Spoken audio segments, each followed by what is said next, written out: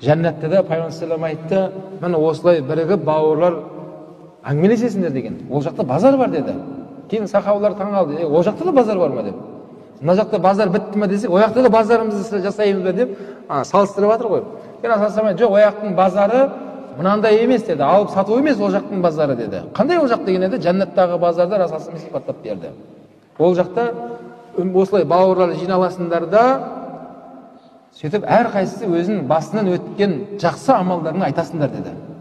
Мына өмірді айтуға болмайды, не істеп жатқаныңды жасыра бер. Алла көріп тұр ғой. Қияметке қалай берсін иншалла. Бірақ қияметте айтатын бірақ жер бар екен, жәннатта ғана екен. Мен сондай едім, мен солай мешіт соққан едім, мен ешкім білмеген жақсы болды. Бірақ енді айтайын деп сөз айтады екен де жәннатта. Сөйтіп әрқайсысы сол амалдарын айтып, мүмкін Алла Тағала осы амалымды жақсы көріп, осындай үлкен жәннатқа лайық көрген екен деп айтатын жер деп айтқан.